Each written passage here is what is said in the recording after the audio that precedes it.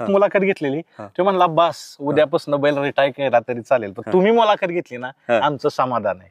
मला हे दाखवायचं होतं हा अमानुष खेळ नाहीये. शेतकरी हा मुलापेक्षा जादा, मी म्हणेन एक पण मुलगा उपाशी असला तरी चालेल, पण तो बैलाला कधी उपाशी ठेवू शकत नाही. तर ते नेहमी मला वाटायचं की ज्यावेळेस मुंबईत काम करताना क्राईम रिपोर्टर होतो तर नेहमी वाटायचं की आपले मातीतील विषय कुठे आहे, मातीतील विषय कुठे आहे मला सापडायचं ना. नमस्कार, लय भारी मध्ये आपल्या सगळ्यांचं स्वागत. मी आता बसलेलो आहे औंध या ठिकाणी. औंध हे संस्थान होतं पूर्वी आणि या संस्थानाची महती कीर्ती अशी आहे की पंतप्रतिनिधी जे संस्थानिक होते त्यांनी अनेक लोकोपयोगी अनेक सामाजिक कामं केलेली होती आणि त्यात त्यांनी एक केलेलं मोठं काम असं होतं की तर खिलार जात निर्माण करण्याचं काम पंतप्रतिनिधी यांनी केलं होतं. त्यांनी कर्नाटकातून काही बैल आणले होते आणि त्याचा संकर करून ही खिलार जात जन्माला घातली आणि त्याला पॉप्युलरिटी मिळावी, त्या खिलार जातीला त्यांची उपजीविका व्हावी, लोकांपर्यंत पोचावा यासाठी त्यांनी बैलांची यात्रा भरवण्याचा उपक्रम सुरू केला होता. त्यांनी बैलगाडी शर्यती सुरू केल्या होत्या. आता ह्या बैलगाडी शर्यती महाराष्ट्रात इव्हन महाराष्ट्राच्या बाहेर फार लोकप्रिय आहेत आणि त्याच औंधमध्ये आलेलो आहे. आज या ठिकाणी बैलगाडा शर्यती आहेत. मुंबईमध्ये आपण बघत असतो की अनेक पत्रकारिता करत असतात, त्यांना बीट दिलेले असतात. म्हणजे कुणी मंत्रालय बीट करतं, कुणी क्राईम बीट करतं, कुणी शिक्षण बीट करतं, राजकीय पक्षांच्या बीट असतात. राष्ट्रवादी काँग्रेस असेल, BJP असेल, शिवसेना असेल, असे प्रत्येक वार्ताहराला बीट वाटून दिलेले असतात. खरं तर आताच्या ह्या डिजिटल मीडियाच्या क्षेत्रात अनेक नवीन बीट तयार झालेले आहेत. तिकडे मुंबई पुण्याच्या पत्रकारांचं फारसं लक्ष नाही. उदाहरणार्थ बैलगाडा शर्यत किंवा कुस्ती ह्या सुद्धा एक प्रकारच्या बीट आहेत आणि ह्या बीटला नावारूपाला आणणारं एक व्यक्तिमत्व आहे. म्हणजे त्यांना आपण पत्रकारितेतील राजदीप सरदेसाई म्हणू शकतो. बैलगाडा पत्रकारितेतील बैलगाडा शर्यतीतील राजदीप सरदेसाई आपण म्हणू शकतो. असे सँडी यादव माझ्यासोबत आहेत. तर यादव साहेब, लय भारीमध्ये तुमचं स्वागत.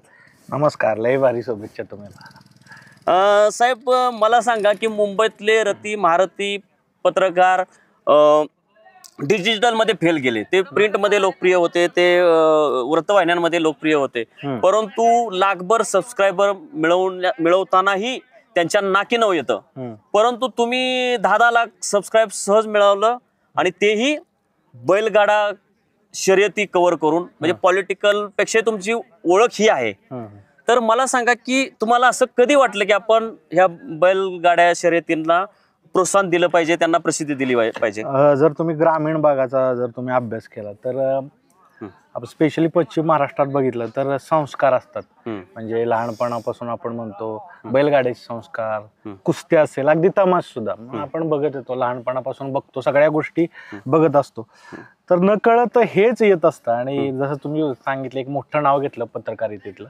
मी जर्नलिझम केलेलं मुंबईमध्ये, झेवियर्स मध्ये होतो. मी मेनस्ट्रीम मीडियात काम केलेलं होतं. तर मेनस्ट्रीम मीडियामध्ये ठराविकच विषय घेतले जातात आणि जे काही विषय आहेत ग्रामीण भागात ते घेतले जात नाहीत, तेवढा तो स्पेस भेटू शकत नाही. तर ते नेहमी मला वाटायचं की ज्यावेळेस मुंबईत काम करताना क्राईम रिपोर्टर होतो तर नेहमी वाटायचं की आपले मातीतील विषय कुठे आहे, मातीतील विषय कुठे आहे मला सापडायचं ना, प्रतिनिधित्व सापडायचं नाही. मग त्याच्यानंतर काय केलं, त्याच्यानंतर रमलो नाही, तिथनं सोडलं आणि त्याच्यानंतर विषय घेऊया म्हटलं. तर मी थोडं आपण रिवाइज करतो, आपल्याला काय आवडतं. मी लहानपणी कधीतरी 3री-4थी पासून बैलगाड्या बघितलेल्या, म्हणजे बाजा, अगदी जिंती सोन्या, त्याच्यानंतर सुंदर, त्याच्याबरोबर वाघऱ्या, ही बैल मी लहान असल्यापासून अगदी बघत आलेलो आहे. तर वाटायचं हे मांडू आणि मग मांडायला सुरुवात केली. पहिल्यांदा रेसिंग बुल लक्षा मांडली, त्याला प्रचंड यश जगभरातून बघितलं गेलं. आजही तो विक्रमच आहे, एवढे बघितलेला व्हिडिओ नाही. तर त्याच्यानंतर म्हटलं चला हेच विषय मांडूया. मग बैलाचा विषय मांडणं त्यावेळेस असं झालं की अरे बैलाच्या कुठं मुलाखती होतात का, म्हणजे असं बैलगाड्याचं बैलाचं काय आहे, काय विषय आहेत. कारण मोस्टली मेनस्ट्रीम मीडियात असं दाखवलं आपल्याला गेलेलं आहे की कोण पॉलिटिकल असेल, कोण अचिवर असेल किंवा Celebrity असेल. सेलिब्रिटी असतील चित्रपटात काम करणारे. पण त्याच्यानंतर मला काहीतरी वेगळं करायचं होतं म्हणून बैलगाड्यात आलो. बैलगाड्यात पहिल्यापासून मी ठरवलं की ते टिपिकल जर्किंग घालून किंवा ते आपण म्हणतो ना एक ड्रेस कोड आहे, कोट घालायचा, हे सगळं आपण मोडलं पाहिजे आणि एकदम कॅन्डेड मुलाखती घेतल्या पाहिजे. तिथून सुरुवात केली आणि मग त्याच्यानंतर बैलगाड्या, म्हणजे बैलगाड्याच कव्हर केला नाही, भरपूर कला, क्रीडा, साहित्य, राजकारण अशा सगळ्या ग्रामीण भागातील विषय कव्हर केले. बर. पण बैलगाड्यामुळे आता तुम्ही म्हणताय तसं ओळख झाली. राजदीप सरदेसाई, तुम्ही नाव घेत नाही पण मी बोलू शकतो. आता मला सांगा, तुम्ही मेन स्ट्रीम मीडियामध्ये कुठल्या मीडियामध्ये काम केलं होतं ते प्रेक्षकांना? मी झी मध्ये होतो, झी हिंदी. तर ते काय असते, ज्यावेळेस आपण जर्नलिझम करतो, झेवियर्स मधून माझं मास कम्युनिकेशन झालेलं आहे, तर ज्यावेळेस इंटर्नशिप वगैरे करत असतो त्यावेळेस ते सगळ्या गोष्टी जाणायच्या असतात की कशा पद्धतीनं मीडिया काम करतो, कशा पद्धतीनं. तर मग ते करत असताना मला ते त्यावेळेसच माझं फिल्म मेकिंग झाल्यामुळे तो वर्ल्ड सिनेमा मी बघितलेला आहे. तर जेवढं लोकल असेल तेवढं ग्लोबल होतं. मग लोकॅलिटी काय आपली, तर लोकॅलिटी ही आहे आपले विषय, आपण जगलेले विषय, आपल्याला रिलेटेबल असणारे विषय. मी म्हणजे ह्यात मधल्या काळात एक 3-4 वर्षापूर्वी जो स्टॉकवर गेलो होतो त्यावेळेस सांगितलं होतं, जेवढं लोकल असेल, जेवढं पर्सनल असेल तेवढंच ते ग्लोबल होणार आहे, तेवढं ती चांगलं होणार आहे, वैश्विक होणार आहे. बरोबर. तर ते स्वतःचा शोध, स्वतःच्या आवडीचा विषय शोध घेतल्यानंतर मग हे बैलगाड्या सापडलं आणि त्याच्यानंतर सगळ्या गोष्टी करत राहिला मेनस्ट्रीमचा विषय, मेनस्ट्रीम मीडियाचा. पण मला वाटतं आता आपण बघितलं तर प्रत्येकाच्या हातात मीडिया आलेला आहे आता सोशल मीडियात आल्यामुळं. तर आता प्रत्येक जण मीडिया पर्सन झालेला आहे. त्यामुळं स्पर्धा तर आहेच, पण शेवटी जे चांगलं असेल, जे सकस असेल तेच टिकणार, ही आहे असं मी म्हणेन. मला वाटतं तुम्ही ज्यावेळी ह्या डिजिटल मीडियात आला आणि ज्यावेळी बैलगाड्यांचं कव्हरेज सुरू करायला गेलं, त्याच्या पुढे मागे मला वाटतं बैलगाडा शर्यतींवर बंदीच होते, 7 वर्षाचा तो काळ होता. तर तुमची एंट्री त्याच्या कधी झाली? त्याच्या अगोदरच झाली होती. मला मी सांगतो त्यावेळेस बंदीच होते. तर त्यावेळेस असं रिपोर्ट दाखवलं जायचं की अमानुष खेळ आहे असं होते. तर मला हे दाखवायचं होतं हा अमानुष खेळ नाहीये. शेतकरी हा मुलापेक्षा जादा, मी म्हणेन एक पण मुलगा उपाशी असला तरी चालेल, पण तो बैलाला कधी उपाशी ठेवू शकत नाही. आणि हे ठराविक सो कॉल्ड म्हणजे प्राणी मित्र, त्यांच्या दावणीला किंवा ते एक कुत्रा, एक श्वान सुद्धा सांभाळत नाही, पण हे शीत बसून कसं वाईट आहे हे सांगत असतात. तर ते मला खटकायचं. म्हणून एका बैलाचा आहार काय असायचो, तर एक लक्ष्या, आता मोठा लक्ष्या म्हणून एक सुप्रसिद्ध बैल आहे, त्या बैलाचा आहार दाखवला. म्हणजे मला नाही वाटत की कुठला माणूस एवढ्या किमतीचा आहार खात असेल, तेवढ्या त्या किमतीचा आहार तो खायचा. मग तो आहार दाखवला. तर तिथून सुरुवात झाली की काय झालंय आपल्या, म्हणजे किती साली साधारण एक 15-16च्या दरम्यान, मी म्हणेन 15-16-17 असं काहीतरी. बर, म्हणजे बंदीचाच काळ होता. बंदीचाच काळ होता. बर. मग तुमची सुरुवात लक्ष्यापासून झाली. तर मग हे जे बैल आहेत, म्हणजे हे आता सेलिब्रिटी झालेले आहेत, ज्याला नंदी आपण बोलतो आदरांनी.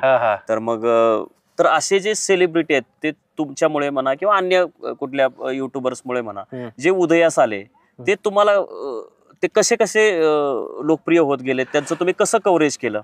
पहिल्या प्रथम म्हणजे ज्यावेळेस सांगितलं, म्हणजे आठवणीतील बैल घेतलं, अशा काय बैल आहेत की त्यांनी काळ गाजवून ठेवलेला आहे. आणि त्यावेळेस मीडिया नव्हता, सॉरी डिजिटल मीडिया नव्हता. तर आता बहुतांशी असं लोकांचं म्हणणं आहे की जुन्या काळात मीडिया असतात, तर आज ती खूप चर्चेत बैल आले असते. वेगवेगळे बैलगाड्यातले पैलू, म्हणजे पळणं आहे एक पैलू, पण त्याचा आहार, त्याचा सांभाळ, त्याच्यानंतर तो एखादा बैल गेल्यानंतर जो अंत्यसंस्कार असतात त्यावेळेस कसं इमोशन असतं, त्याच्यानंतर पडद्यामागची टीम, त्याच्यानंतर कशा पद्धतीनं बैलाचा एक दिवस असतो, भरपूर छोटे छोटे पैलू काढत गेलो, ड्रायव्हर असतील. तर मग त्यातून एक चर्चा झाली. आणि आज तुम्हाला सांगाय आवडेल की जर कुठल्या खेळाला राज्य मान्यता द्यावी, राज्याचा खेळ कुठला म्हणलं तर बैलगाडा शर्यत. तो पश्चिम महाराष्ट्रात चालतोय, मराठवाड्यात चालतोय, मुंबई प्रदेशात चालतोय, सगळीकडं. म्हणजे महाराष्ट्राचा राज्य खेळ, आणि महाराष्ट्राला जर कोणी एकत्र ठेवत असेल तर बैलगाड्याच्या शर्यती. बर. आता पत्रकारिता आपण करत असताना अनेक आव्हानं असतात, जे आता मेन स्ट्रीम मध्ये आपण पत्रकारिता करतो. समजा आता कुणी मुंबई पुण्यात पत्रकारिता करत असेल तर तिथं राजकीय लोक गोडी बोलतात, त्यांच्या विरोधात लिहिलं तर ते कारस्थानही करतात. ग्रामीण भागात तर त्याच्यापेक्षा अवघड परिस्थिती आहे. म्हणजे वाळू माफियांसारखीची तुम्ही बातमी देऊ शकत नाही. त्यांना पत्रकारिता वगैरे काय माहीत नसतं, ते धमक्याही देतात. तशा प्रकारची तुम्ही ज्यावेळी हे बैलगाडा शर्यत कव्हर करायला सुरुवात केली, तर हे बैलगाडा शर्यतीतील पत्रकारिता यासमोर तुम्हाला जाणवलेली आव्हानं कुठली होती? आव्हानं सगळ्यात मोठं की एक प्रकारचा बॅलन्स साधणं. बॅलन्स मध्ये काय आहे, प्रत्येकाला वाटतं आपला नंदी पळतो आणि पळतच असतो तो. पण काय काय वेळेस कसं होतं, शेवटी स्पर्धा आहे, स्पर्धेत कोणतरी 1, 2, 3 जिंकत असतात. तर त्या स्पर्धेतला जो विजेता आहे त्याच्या मुलाखत घेणे, पण दुसऱ्या बाजूला जो पराभूत झालेला आहे त्यालाही त्या पद्धतीनं समजावणं की नाही, काहीतरी कारणानिमित्त तुमचा पराभव झालाय पण उद्या यश आहे. तर सगळ्यात मोठं काय आहे की हा बॅलन्स ठेवणं खूप अवघड आहे. आणि बैलगाड्यात जर पाहिलं, बैलगाड्यात खूप अतिशय सामान्य प्रेक्षक आहे, बैलगाड्यात दिलसे प्रेक्षक आहेत. त्यामुळे तो बोलण्यातून काही बोलत असतो काय काय वेळेस, म्हणजे तो दिलसे आहे ना, शेतकरी वर्ग आहे. तर ते न म्हणजे तो बोलून काही विवादित न होण्यापेक्षा सरळ सरळ सांगत असतो, ह्याच्यातून विवाद होतोय, हे बोलू नका, हे करू नका.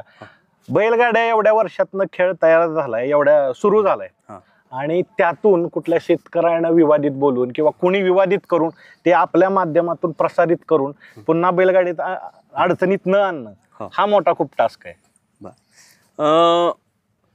पत्रकारितातली आपण आव्हानावर बोलत होतो.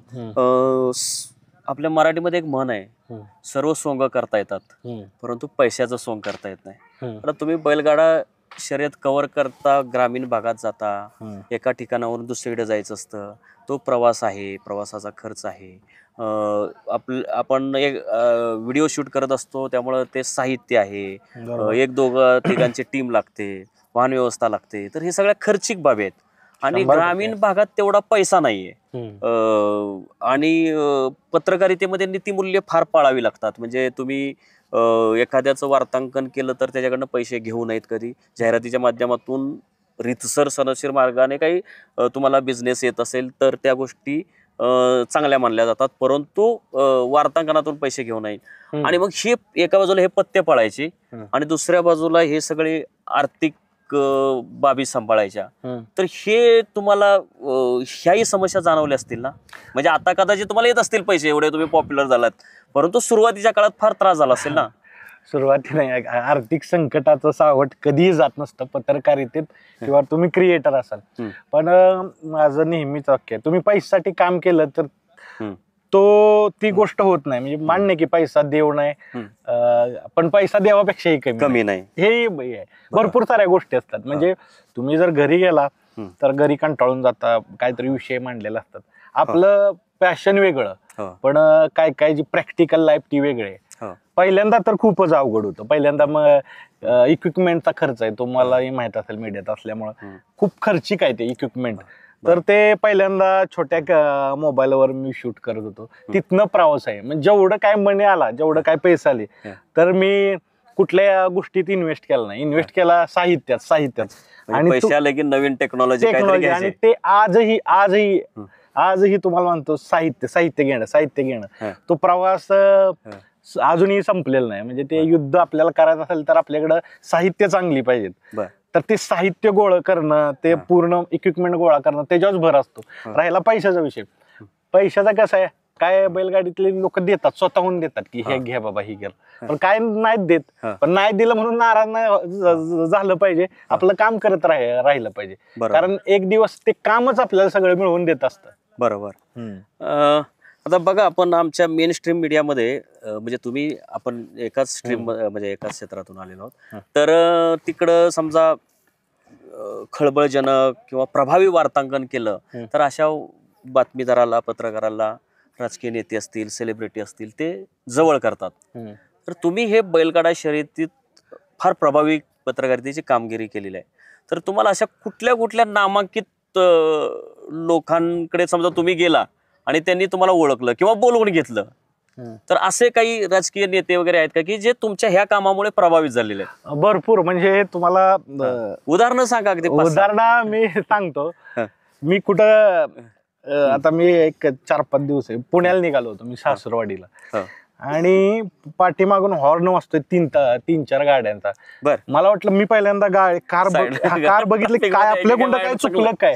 तर त्याच्यानंतर दोघं तिघ अशी कार घेऊन माझ्या पुढे आले, संदीप भाऊ फोटो काढायचे. तर मला म्हटलं ही फोटो काढायची जागा नाही. कधी कधी मैदानात फिरत असलो तर मी अभिमानानं सांगतो मला कधी आजपर्यंत पाणी घ्यायला नाही लागलं, कधी जेवण नाही घ्यायला लागलं. घ्या पाणी घ्या, एकदम दिलसे लोक आहेत आणि तुम्हाला ते दिलसे जोडलेत. त्यामुळं ह्या गोष्टी तुम्हाला सांगतो एवढं प्रेम. आता एक पाठीमागे एक किस्सा झालेला की एक मुलाखत घेतलेली, बैलाचं नाव नाही सांगत, एक मुलाखत घेतलेली. तो म्हणला बस उद्यापासून बैल रिटायर केला तरी चालेल, पण तुम्ही मुलाखत घेतली ना आमचं समाधान आहे. अरे वा. तर म्हणजे शँडी यादव यांच्या युट्यूबवर बैलगाडा किंवा बैल मालक असेल किंवा त्याचा बैल असेल किंवा तो ड्रायव्हर असेल याला स्थान मिळालं याचा अर्थ म्हणजे पंढरीचं विठोबाचं दर्शन घेतलं आहे. म्हणजे आपण म्हणजे आपण यशस्वी झालो असं मानलं जातं. कारण काय माहितीये का, तो आपण क्रायटेरिया ठेवायला पाहिजे.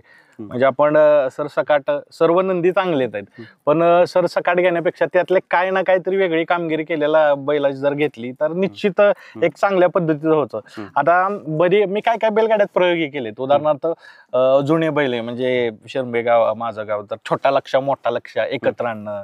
त्याच्यानंतर म्हणजे कसं शर्यतीला म्हणजे ते 2 आयकॉनिक हिरो म्हणून आपण एकत्र आणणं. बर. त्याच्यानंतर धावले एकत्र आणणं, कारण ते अतिशय आता वयोवृद्ध आहेत पण त्यांनी तो काळ गाजवले ना, ते एकत्र पूर्ण बघणं ही लोकांना पर्वणी होते. त्याच्यानंतर 2 सुपरस्टार, मोठा सोन्या असेल, त्याच्यानंतर मोठा लक्ष असेल, एका दावणीला आणणं. म्हणजे परस्पर काय असतं बैलगाड्यात थोडीशी स्पर्धा आहे, त्यातनं थोडस आपलं म्हणू ती स्पर्धा कधी वैयक्तिक ही होती, तर ती फक्त टाळून ती बैल आणणं. गेल्या वर्षी सगळे महाराष्ट्राची 2 आवडीचे बैल आहेत, बकासूर आणि मथुर आले एकत्र. जर या तुमचा रोल होता का? मी जर या ठरलो असलो तरी त्यात सगळ्याची महत्वाची भूमिका तुम्हाला म्हणतो 2 मालकांची असते आणि त्याच्यावर प्रेम करणारे जे चाहते आहेत त्यांची भूमिका महत्वाची असते, फक्त आपण दुवा बनतो. तर अशा भरपूर गोष्टी आहेत. तुम्ही माझ्यावर मैदानात फिरला तर तुम्हाला भरपूर काय काय लाईव्ह गोष्टी दिसतील. मला एक किस्सा आठवत आहे. तर काय झालेलं, एक कॉल आला असं मी बोलतोय हे ते, तो रडायला लागला बोलताना. म्हणलं रडतोय का, तर त्याच्या एक आवडीचा बैल होता, जुना बैल. बर. त्यानं तो शाळेत असताना बघितलेला. बर. काय हे आपलं शिवराज ट्रॅव्हल्स यांचा सुंदर पुशेगावचा. बर. तो एक व्यक्ती आता पोलीस दलात आहे. बर. तर त्याला तो फोटो बघितला नाही का व्हिडिओ बघताना, तर त्या डोळ्यात पाणी. मला हे बघायचं होतं, हा बैल जुना जर बघितलाय पण आत्ताच त्याला पूर्ण फोटो वगैरे बघायचं होतं. तर तो माझ्या 5 मिनिटं रडत होता, मला तो बैल तुम्ही दाखवला असं तसं. आता तुम्हाला सांगतो ज्यांच्यामुळे आज आपण मुलाखत घेतोय ती म्हणजे कोण, जवान आपले सीमेवर रक्षण करतात, त्यामुळे आपण आज निवांत आपल्याला काय भीती नाही, तर ती त्यांच्यामुळे आहे, त्यांची कृपा. ती लोक कुठून, संदीप भाऊ आम्ही जम्मू काश्मीर मध्ये आहे आता, तर कुठनं कुठे महाराष्ट्रातून.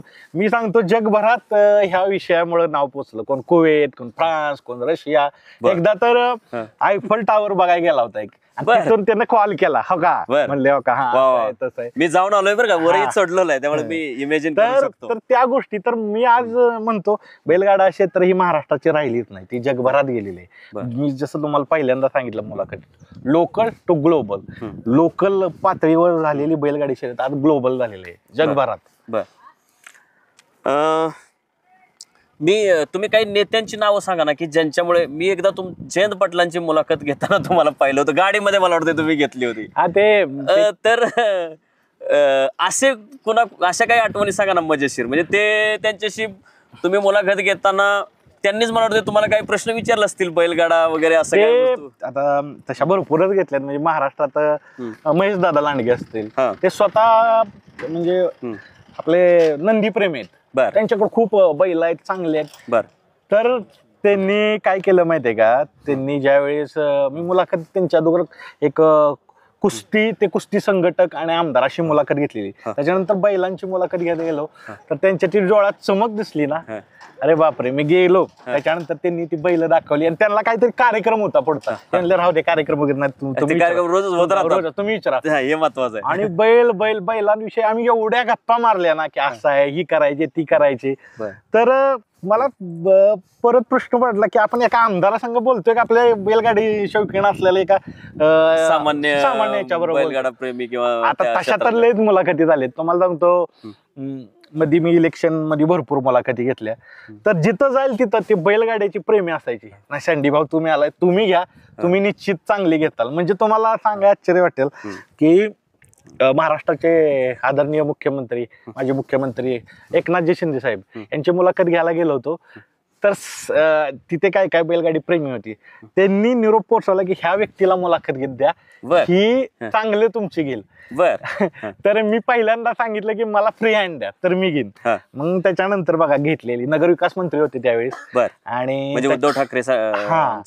मग त्याच्यानंतर ते मुख्यमंत्री झाले, पण मी ती मुलाखत घेतली. अशा भरपूर मुलाखती आहेत. म्हणजे अक्षरशः तुम्हाला सांगतो, मी आवर्जून बैलगाड्यात एक प्रश्न विचारतो कायम की बैलांनी काय शिकवलं. अगदी तुम्हाला सांगतो एक किस्सा की रोहित दादा पवार आहेत, तर ह्यांना मी एकदा कर्जत मैदानाला विचारलं होतं बैल काय शिकवतात. तर त्यावेळेस हे पक्ष फुटाफुटी झालं होतं. तर त्यांनी सांगितलं होतं मालकाशी किंवा आपल्या जो सांभाळ करतो, ज्यांनी आपल्याला घडवलंय त्याची प्रामाणिक राहणं, हे त्यांनी बोलून गेले. पण त्यांनी प्रत्येक भाषणात तेच सांगितलं की मला एक असं विचारलं, हे झालं. अच्छा, म्हणजे मला एका पत्रकारांनी विचारलं ते बैल काय शिकवतात, बाबा ते मुकी जनावर सुद्धा मालकाशी प्रामाणिक राहतात. असं त्यांनी त्यांना हे सांगायचं की राजकारणातले हे जनावर काय प्रामाणिक राहत नाहीत. म्हणजे ते अशा गोष्टी आहेत, अशा भरपूर गोष्टी आहेत. आता म्हणजे नवीन दिवस, नवीन किस्सा, तो काय सगळ्या कोण आहे ते जरा दाखवा ना. बोलत बोलत जरा बाजूलाही लक्ष ठेवा. हा, तर तुम्ही बोलत राहा. तर हा, काय विषय चालू होता आपला? तर भरपूर म्हणजे आता मी तुम्हाला सांगतो, कला, क्रीडा, साहित्य, राजकारण सगळ्यांच्या म्हणजे अक्षरशः अशा मुलाखती घेतल्यात की बैलगाड्यातला पराभव झालेला बैल, त्याची मुलाखत घेतलेल्या भरपूर आहेत. तर हे क्षेत्र आपल्याला मातीत राहायला शिकवतं, मातीतल्या माणसाबरोबर कसं राहायचं हे क्षेत्र शिकवतं. त्यामुळं मला फरक पडत नाही की माझ्या समोर कोण आहे.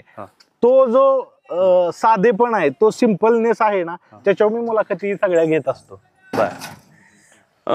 सर, तुम्ही सांगितलं की तुम्ही फार प्रयोग केले, म्हणजे 2 प्रसिद्ध बैल एकत्र आणली किंवा 2 मालकांना असं एकत्र आणलं.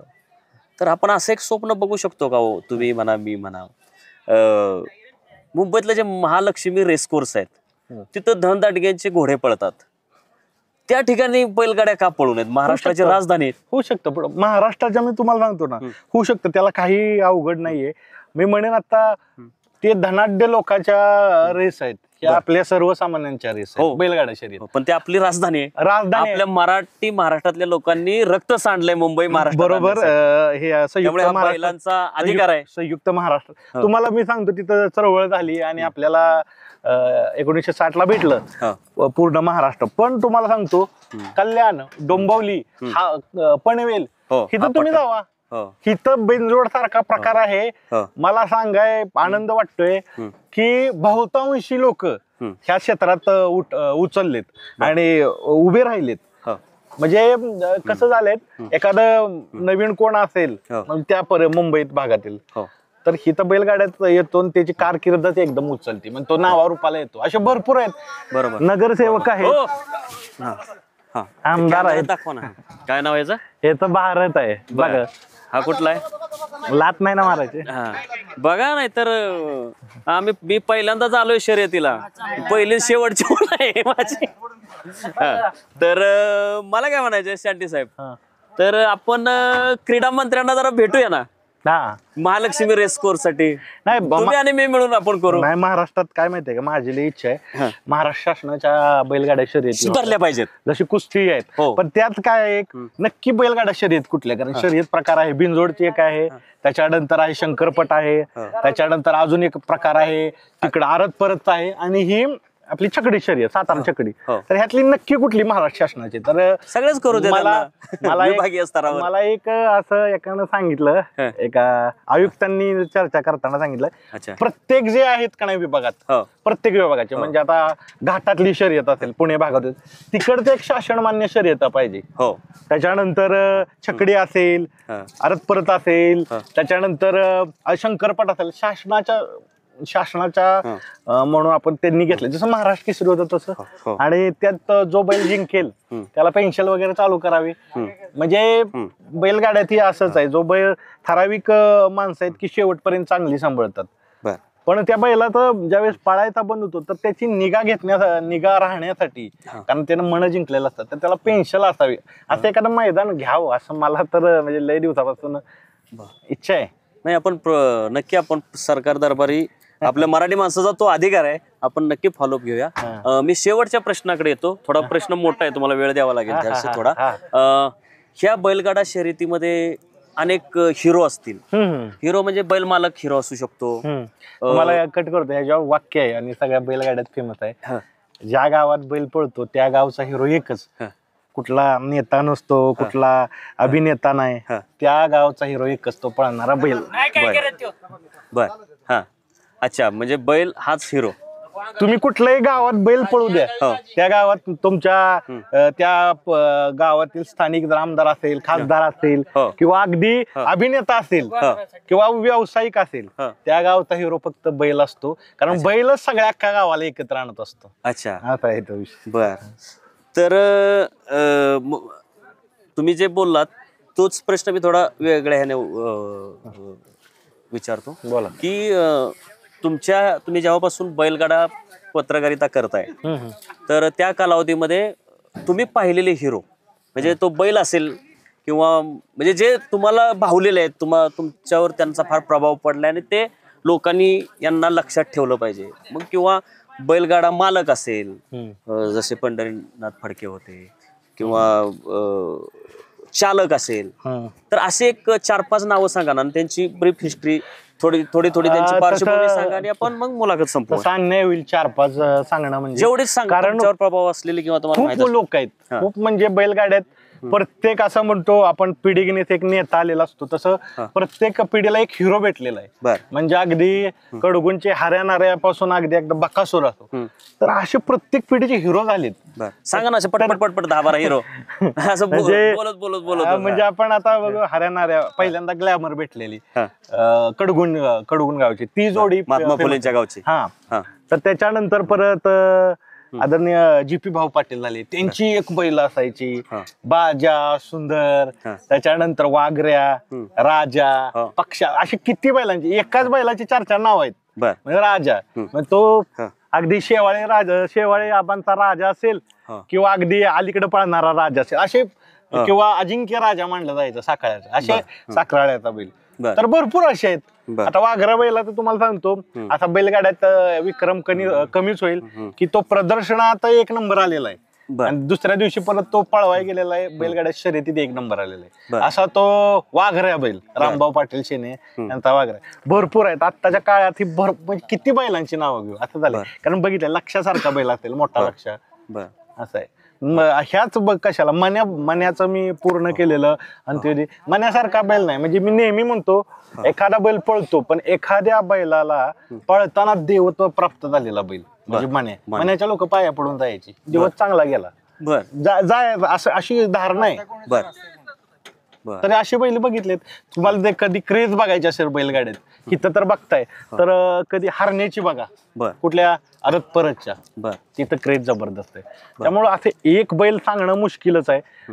प्रत्येक बैल, आता आपण जो पाठीमाग नंदी हा स्पेशलच आहे ना, पळू द्या, पण आपण बसलो इथं, एक प्रकारची पॉझिटिव्ह एनर्जी आहे, एक प्रकारची तुम्हाला एक असं एक, म्हणजे नेहमी म्हणतो की बैल अशी गोष्ट आहे ना, तुमचा ज्यावेळेस कोण नसतं ना त्यावेळेस बैल असतो, ज्यावेळेस तुमचे आई वडील नसतात त्यावेळेस बैल असतात, तुमची ज्यावेळेस बहीण नसती त्यावेळेस ही बैल असतो, आणि ज्यावेळेस तुमचं आयुष्यात सगळं संपले त्यावेळेस बी बैलच असतो. त्यातून बरीचशी अशा स्टोरी आहेत की, उदाहरणार्थ कोणाचं लग्न होत नव्हतं, बैल आणला त्याच्या पायात लक्ष्मी लग्न झालं, अख्खा संसार सुख आहे.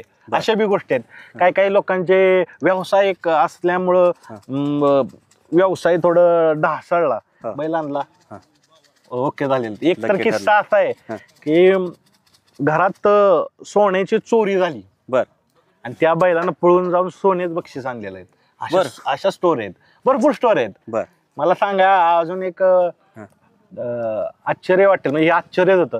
काय काय बैल गेलेलं मालक आहेत तर त्या बैलांचं नाव घेतलं तर डोळ्यातनं पाणी येतं त्या बैलांचं. बर अशी बैल आहेत. म्हणजे हा मी बघितलं एक तुम्हीच घेतलं मीच घेतलं. लेडीज बोलले किंवा हा रडायला लागलं तर ते खरोखरच पाणी त्या डोळ्यात भगवान शंकरांच्या समोर नंदीच का असतो. बैलगाड्यात आल्यानंतर कळतं की नंदीच का असतो, कारण ही अलौकिक शक्ती आहे. आता आपण बसलोय तर त्याच्या एक पॉझिटिव्हच होणार. त्यामुळे ही नंदींची शक्ती, बैलगाड्यानं काय दिलं, किती प्रसिद्ध झालो ह्याच्यापेक्षा नंदींच्या संगतीत असतो ना, हे सगळ्यात मी पुण्याचं काम करतो. आणि मला माझा स्वार्थ आहे की ह्या नंदींमुळे मला भरपूर साऱ्या गोष्टी शिकायला मिळालं. आणि मी तुम्हाला राजदीप सरदेसाई म्हणू शकलो. आणि ती मुलाखत घेत असताना नंदी इथं आला तुम्हाला सलाम करण्यासाठी आला. आपलं मुलाखत ऐकतोय तो.